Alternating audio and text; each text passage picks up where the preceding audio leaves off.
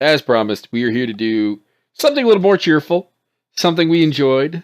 We just watched 2 episodes of Lucha Underground, and we're also going to throw episode 19 in there.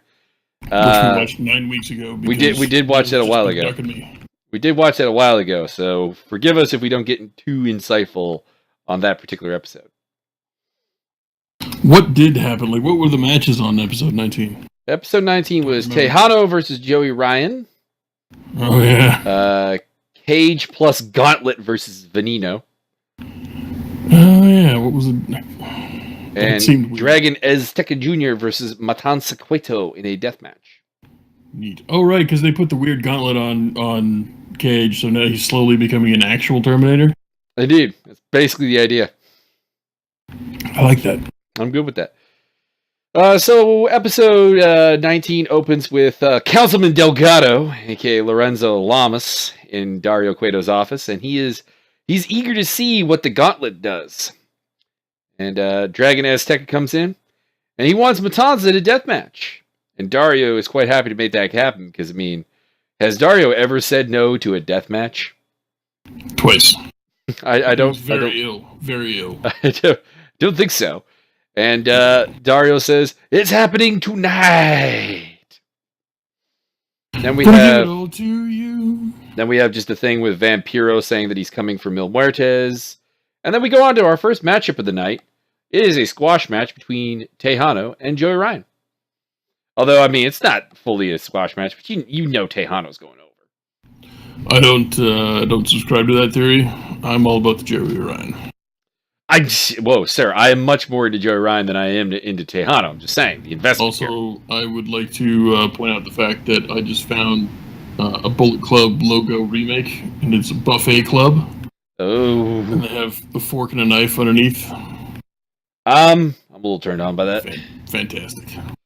So the highlight of this match, frankly, is just at the start, because Tejano is just disgusted as hell with Joey Ryan, and.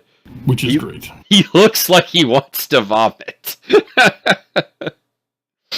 Ryan wants nothing to do with the match. Like he has no. He doesn't want to lock up. He doesn't. He really doesn't seem like he wants to be out there. That greasy fucker. No. This is Ryan doesn't want anything to do with this. With Tejano. That's what I'm saying. I will say this is a minor story arc problem because Joey Ryan is. Just a quick recap here. Joey Ryan is a cop who was sent in undercover to bust Dario Cueto. He has told Dario that he is a cop. He is on Dario's payroll. Why is he taking matches he doesn't want? Kayfabe purposes? I'm just saying. Minor logic hole. So during the match, Famous B comes out and he's in full cowboy getup, pandering to Tejano and trying to get the client. Tejano looks disgusted by this as well. In fact, there's a point where he's looking at Joey Ryan and then looking at Famous B, and it looks like he can't decide what he finds more repulsive.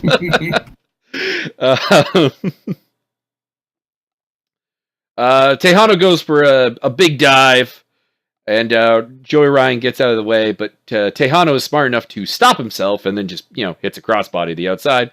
Very safe, very doable. Nice work. Ryan actually crotches Tejano on the ropes and then tries to hit a pump handle and hits a pump handle slam followed by a super kick for a near fall, which is pretty impressive. Ryan goes for the bull rope, but Famous B stops him while Beautiful Brenda slips Tejano a golden horseshoe. And it is gold. And at which point Tejano KOs Joey Ryan with the horseshoe. So then they're all celebrating the win, but Tejano still seems incredibly uninterested in Famous B and what he can do for him. He, however, does seem a little bit intrigued by the Beautiful Brenda. See. So, interesting where that storyline is going. We haven't gotten an update on that yet. We had Johnny Mundo in the ring for a bit of a promo. He does a shout out to Taya. And he is the Slam Town Mayor, which I'm not really down with the Slam Town gimmick because he's not really a slam guy.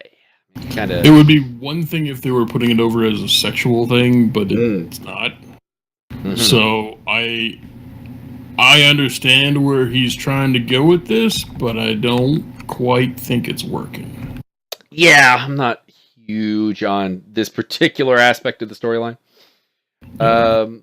He lists off just like a bunch of wins that he's had, and then he talks about how no one but PJ Black and Jack Evans had believed in him. I assume Taya was meant to be included there, but she did get the shout out earlier, so that's fine. And he has Jack Evans and PJ Black literally moonwalk out of the ring so he can have a moment alone. Yeah, it was good. I like that. Which he addresses the Mack, and the crowd chants for the Mack. May I also draw your attention to the fact that I just found a Mullet Club logo? I feel like you're going down a rabbit hole that can only lead to awesome things. Google image search plus Minecraft equals interesting times. Indeed. For those of you unaware, Byron is creating a Bullet Club castle in Minecraft. I've got the towers done, the crenellations, the walls, everything. I just need to make the keep, probably a guardhouse, something like that. And it's all black concrete and marble steps, basically. And so it's all black and white for life. We go into just the usual stuff about making cracks about Mack's weight, basically. The Mack. Can I just say that he delivers the fat piece of trash line perfectly? Yes. It makes me laugh, even though it's incredibly mean. I enjoy it.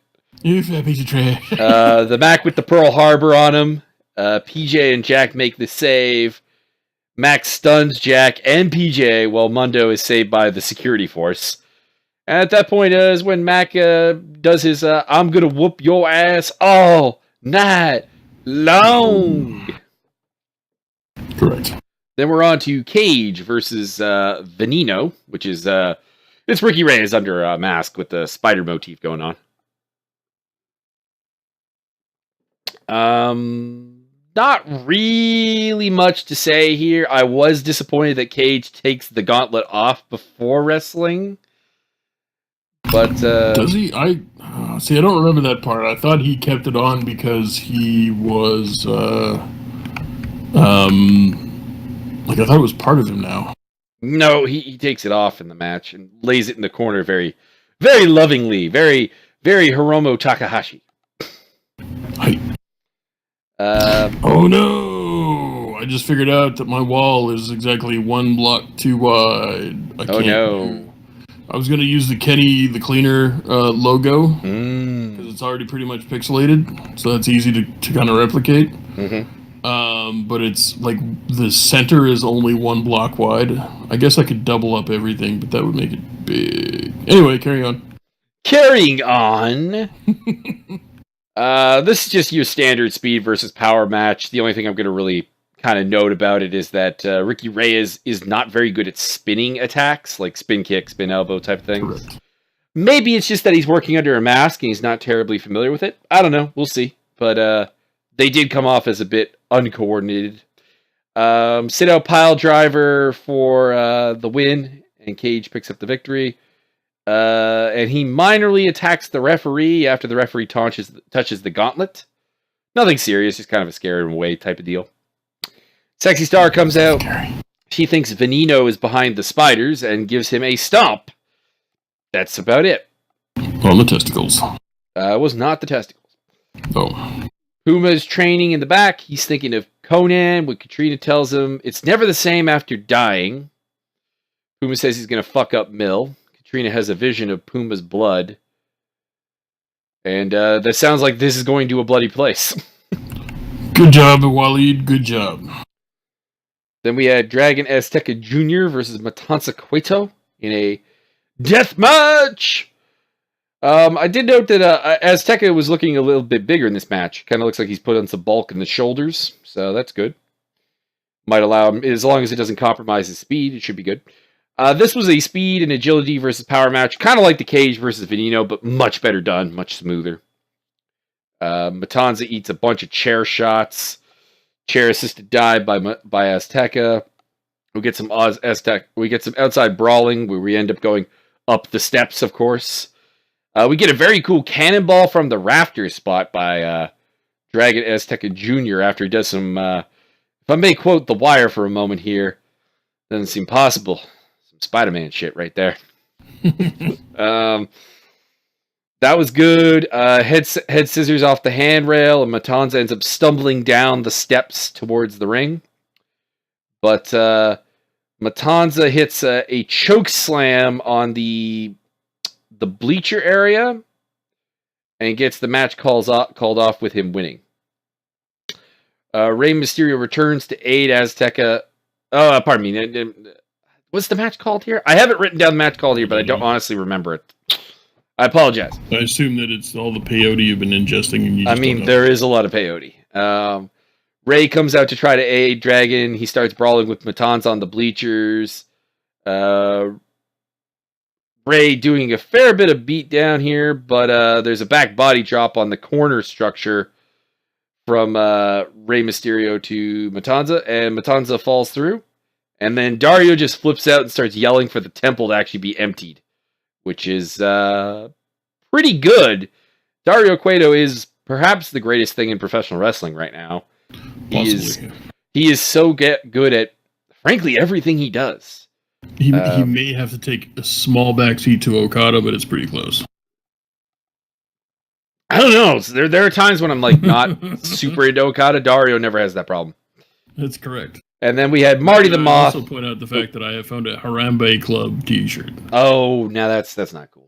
With crossed bananas underneath. And there may or may not be babies on the thing as well. Oh, that's not good.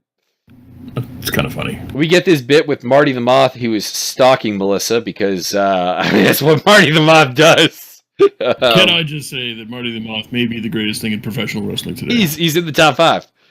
But he gets ambushed by Mariposa and gets tied up. So we're getting a brother-sister feud. And I like it. Wow. Moth versus the Butterfly. All right, let's move on to the stuff that we actually watched tonight so that we can actually, get into detail with it because we actually remember the things that happened versus just going off of notes. We opened up with the Mack versus Mundo all night long, and that, as the title suggests, we're going all night long. Would you like to run through this match, please? Nope. That's a little bit harsh. Maybe. I don't know if there's it was just a good match. I don't remember any particular high spots. I was just entertained throughout the whole thing. The nail in the coffin through the tables, that was pretty sick. The only thing that could have made that any better was him just kind of pointing to Vampiro before he did it. Other than that, everything was great. They worked the match really well. Mundo went out to an early lead, kind of stayed with an early lead up until really close to the end. And there was not as much interference as I thought there was going to be. There was no Jack Evans, which was definitely weird.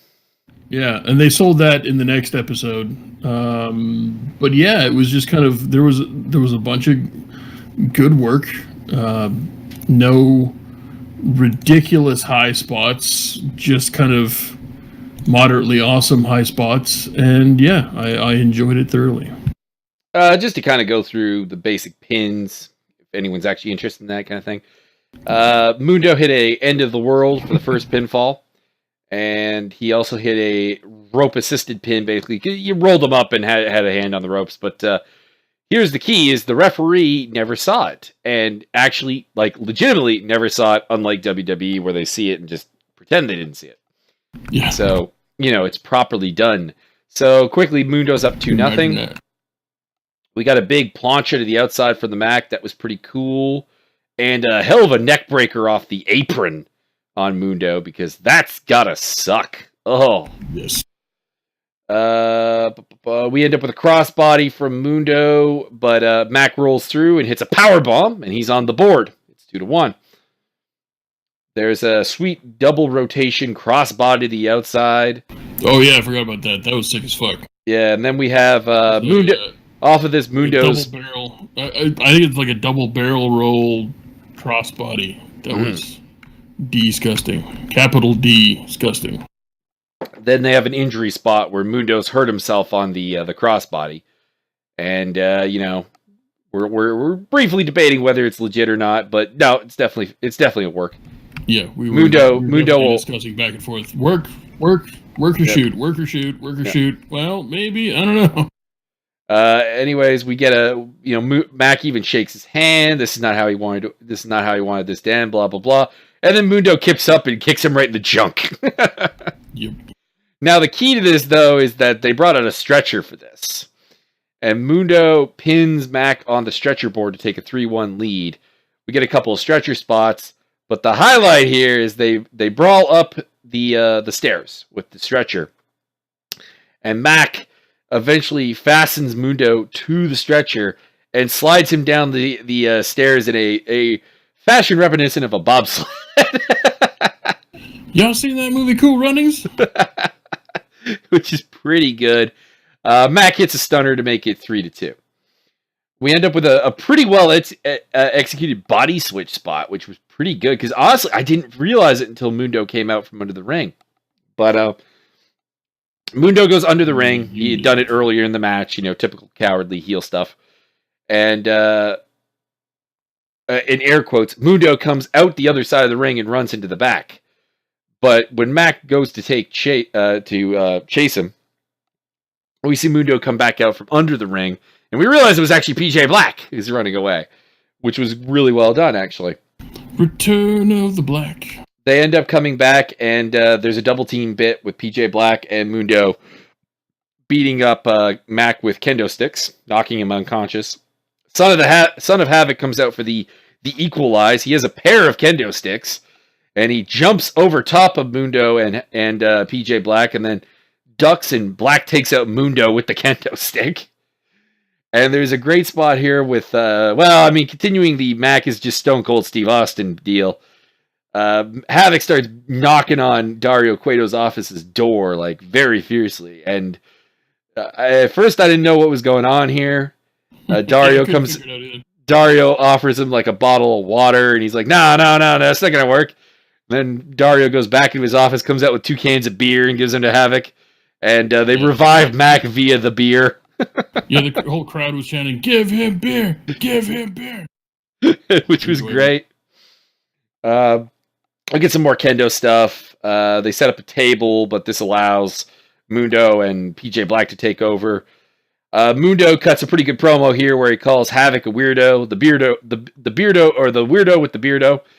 And Mack is, of course, a fat piece of trash. You fat piece of trash. And he has the band play a victory song. Yeah. But Sexy Star is in the band, and she's wearing a mask over her mask.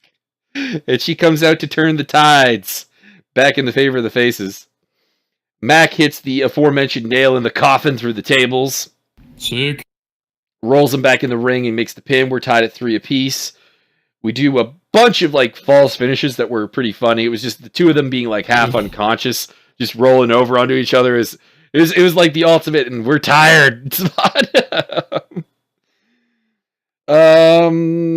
We end up with a table and a ladder in play.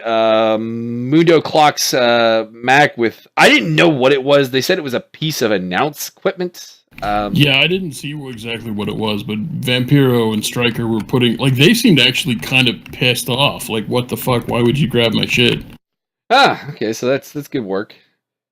Vampiro in particular was like, my whole shit is wiped out here, bro. That doesn't sound like he's very happy. So I'm still not sure what he actually hit him with, but we'll leave it at that. We end up in a couple of near falls, a little bit of ladder work.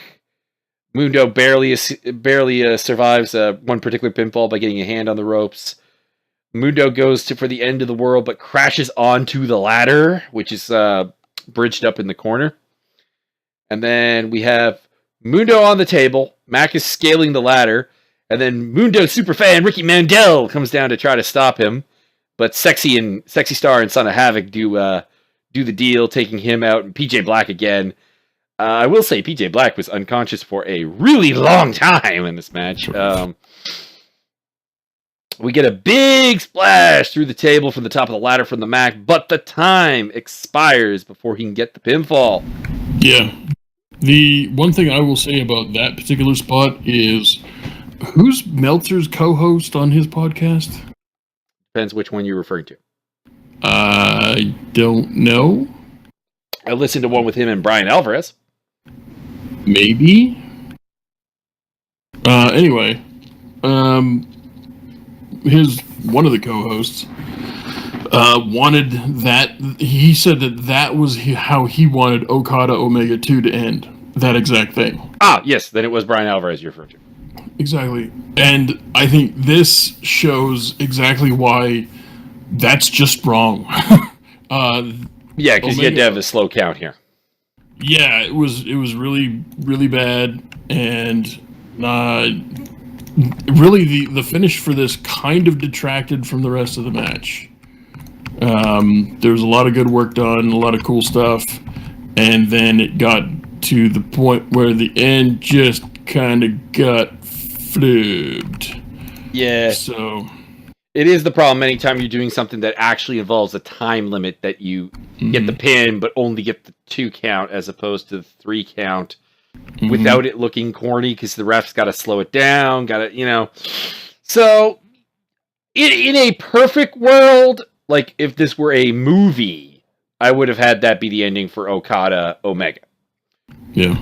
But in practicality, there are some definite problems with it. Well, and maybe we definitely have the benefit of hindsight, or not hindsight, but we have the benefit of seeing how things were done in a 6 1/4 star match versus Lucha Underground, and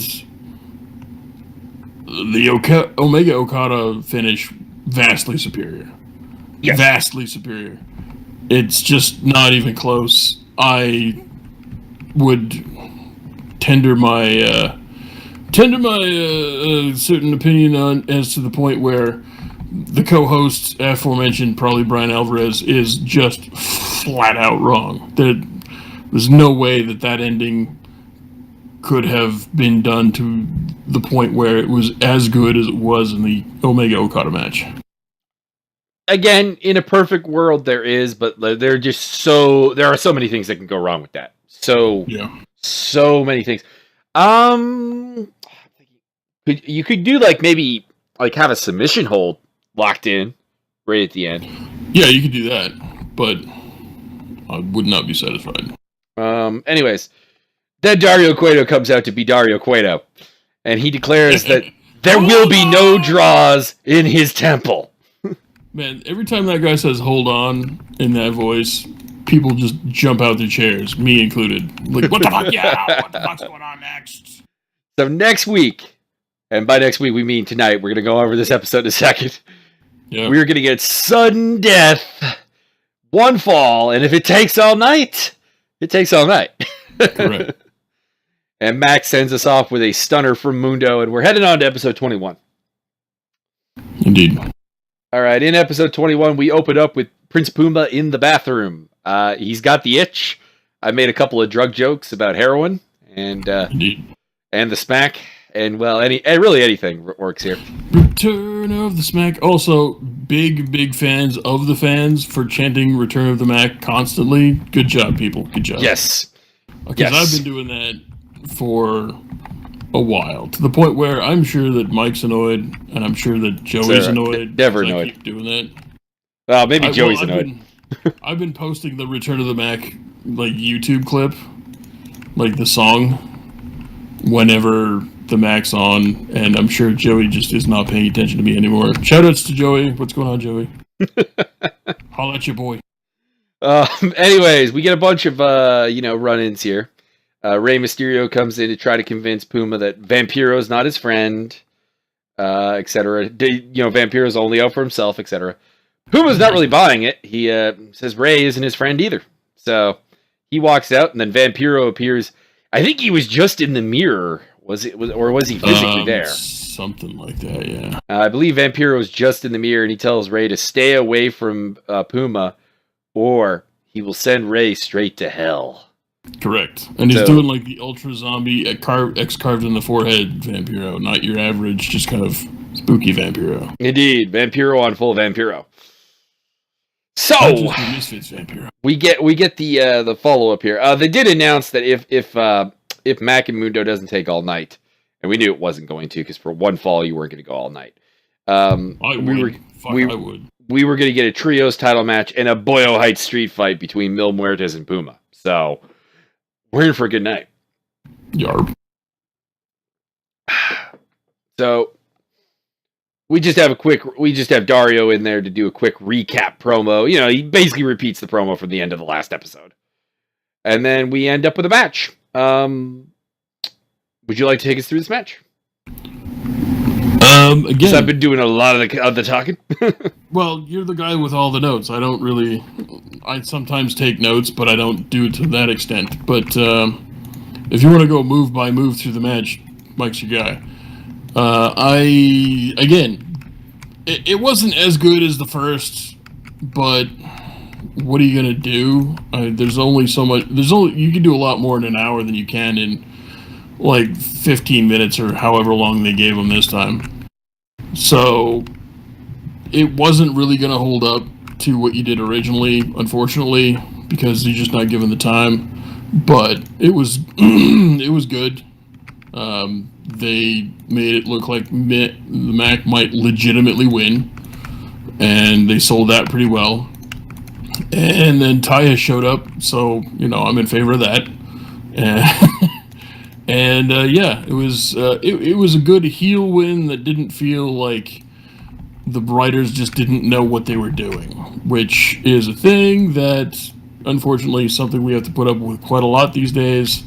This is, an actual TV show done by actual TV people who actually know how to write for TV, so it all worked out in the end. And, you get your Mundo win, which was kind of predictable, but it's not much you can really do about it.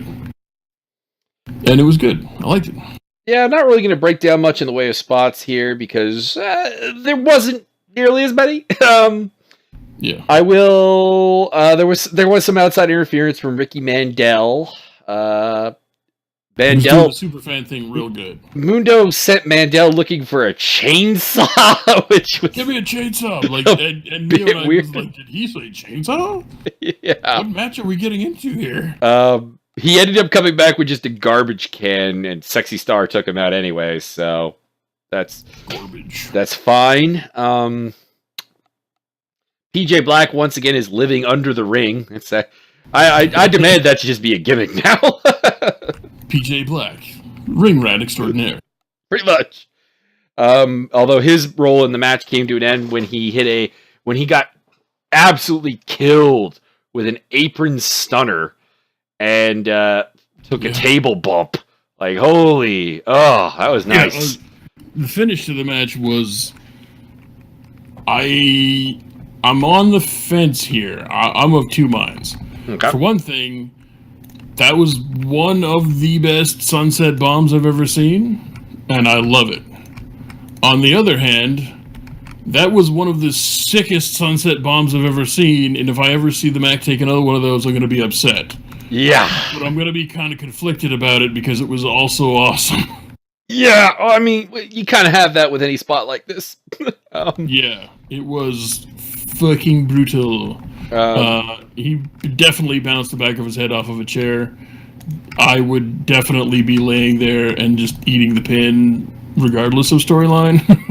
So, fuck that shit. But, it was awesome. It really sold. Like, that was definitely a thing that could definitely end a match, and you definitely won't be getting up from that. So, just to quickly go through the entire finish here. Taya comes out to save Mundo. He's about to be thrown into this pile of chairs that they have on the outside. She stops Mundo from getting thrown by the Mac, and then Mundo hits the sunset bomb you just talked about for the pin on the chairs. Ow. We'll leave it at that. Mundo is still your champion. Dario takes a moment in the ring to put himself over, put the company over, and announce the Cueto Cup, which was really well done. Although the cup itself is kind of unimpressive. When you look at like the Aztec gold they put into like the other stuff, like with the Gift of the Gods and even the title itself, this was a little underwhelming, but it was a hell of an unveil. Yeah. Also, I like the fact that he called Melissa Santos hot. He's like, out of the ring, only one beautiful thing in this ring at one time. So I like that. I like the fact that I like the fact that somebody was that clever, honestly. That the fact that they could do two things at once, actually multiple things at once. They put Dario over as being a jackass, but they put him over as being a guy who recognizes beauty. There's a lot going on in just like that one line alone that did like you could probably sit there for about 20-30 minutes and run through all of the different permutations and effects that one particular line had, and things like that really tickle my fancy when it's literally a word puzzle that somebody somewhere in an office either did it like me and you just have an idea and you're like, fuck, that was great, do this. Or somebody somewhere took the time to really figure that out. And I appreciate that. And he just also announces that it's going to be Johnny Mundo versus Rey Mysterio at the Cup final for the Lucha Underground title as well. So we got a tournament and we got a title match named. It's all nice. It's all good. Then we had Trios title match. Drago, Aerostar, and Phoenix, the defending champions, against Vibora, Pindar, and Cobra Moon. Some interesting, reasonably smooth match all around, except for Aerostar did have a little bit of a botch, but that's what he does. What are you going to do? The only real spot to talk about was Vibora hit a pretty sick pile driver on Phoenix to a table on the outside, which was kind of cool. And then Drago turned on Aerostar and Phoenix. He missed Aerostar, and then ends up pinning Aerostar with a splash. I guess him, Pindar, and Vibora are the champions, I suppose. I think that's how that works. I think Cobra Moon's going to be like the manager to a degree. I would say so. Or it's going to be Freebird rules. I don't know. That's a hell of a Freebird group. Yeah. It's like as many as possible. We're like 19 of us are going to come down to the ring. You don't know which 3 you're going to face. I liked it. I really did. But I did have. I give WWE crap for it. I have to give Lucha crap for it as well. The rules the rules. He's not on the other team. You can't pin your own teammate. On one hand, I mean, you can't DQ a guy for attacking his own partners. Mm-hmm. On the other hand, pretty sure you can't pin your own guy either. Yeah. This is Lucha Underground and the universe is different.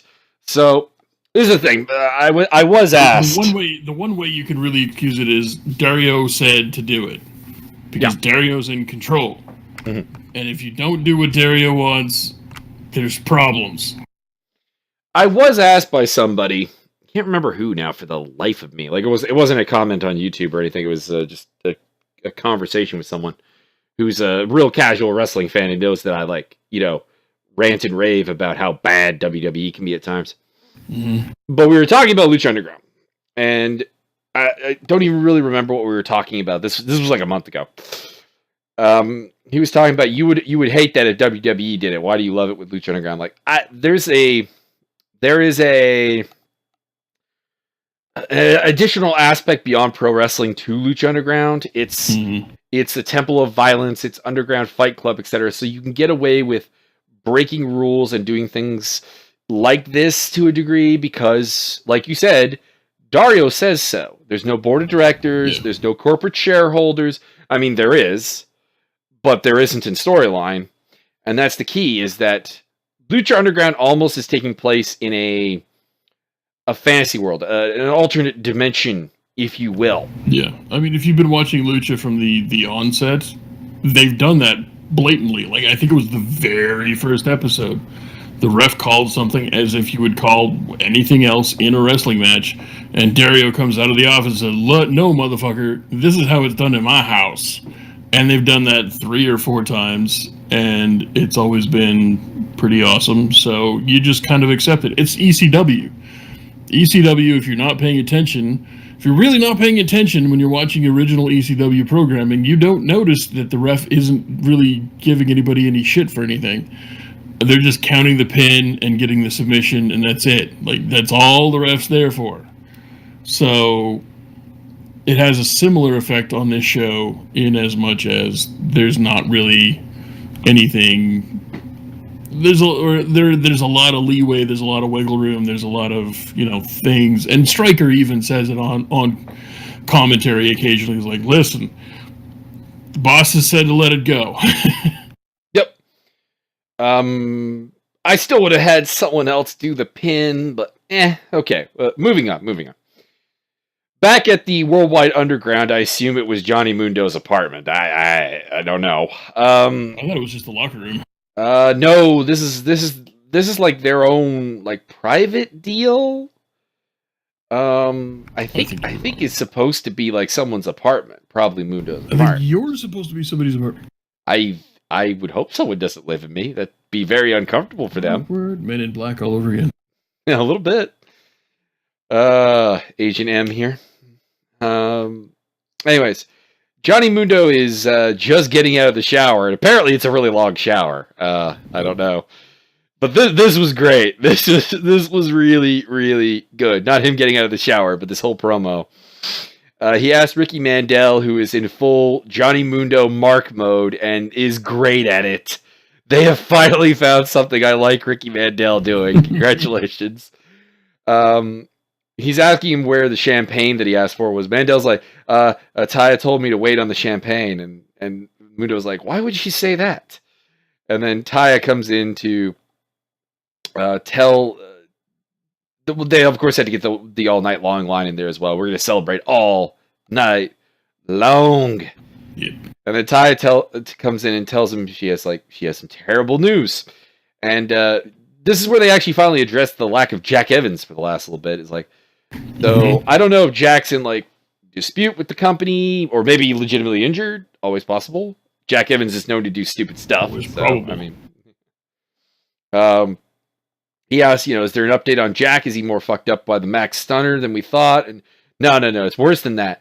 You're facing off with Rey Mysterio at the Cueto Cup Finals. So Mundo sends Mandel to get the car around so that they can go to the dojo. And he says, I don't want the kid to see me sweating. But Rey, like he just basically puts over Rey Mysterio. Not honestly overly required, because Rey Mysterio is, just over, period. Like, it's not even required, but it's a nice touch. And then they finish off with him walking away and Ty going, shouldn't you put on some pants? And then Mundo looks down, realizes he's just wearing flip-flops and a towel, and goes, no time for pants. No time for pants. It's really how I live my life as well. So Mundo's going to go train his ass off and get ready for Mysterio.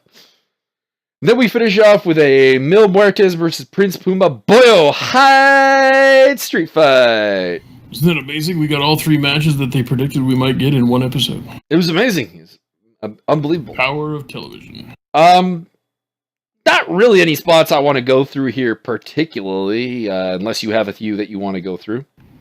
Not specifically. I do remember there was a few that I went, oh shit, but other than that, yeah, it was pretty good. I liked it. It was good.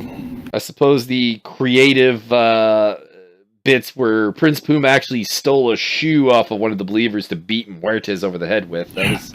Oh, the cool. Power slam. The power slam on the outside was disgustingly awesome as well. I'm in favor of anybody who can throw that snap power slam. I am totally marking out for that because that's some Ted DiBiase excellence right there. Yep. At one point, Puma ended up turning the tides literally with a garbage can. That was pretty good. We ended up in the office for a bit where I think Dario was threatening people with the bull. That was... These are my possessions. This is where I keep my things. Get out. I also like... At one point, Muertes gave him a kind of a glare, and he just, he raised the Red Bull up over his head, like, I will fucking beat you to death. Get the fuck away from me. Also, good throwaway line for Matt Stryker. What is Dario doing with the Cueto Cup? May not want to touch that when he's done with it. I'm just saying. Other than that, we had a coast-to-coast flipping drop kick from Puma on Mil Muertes. Oh, God. The 360 splashing, or is it 360, 180, or whatever it is. 450. The 450 Van Terminator, sick. And that wasn't the finish. Mistake. That was a mistake, but the finish was really good. Puma hits the 450 on Mil, but Katrina comes in and cold clocks him with the stone. Mm-hmm. And then we finish this up by Vampiro giving Puma the brick, which basically Mil Muertes runs right into, gets knocked out, and your winner via pinfall of the Boyle Heights street fight, Prince Puma via brick. Correct. Right to the dome. This is a really, really well done match. Nothing too extreme. Nothing overly dangerous, to be honest. Nope. Most dangerous thing was probably the Van Terminator. That he came up a tad short on that, but I'm not upset because that was really awesome. Mm-hmm. There's probably only a handful of people who can really do that move in the industry, so I'm not going to complain if it's a little short.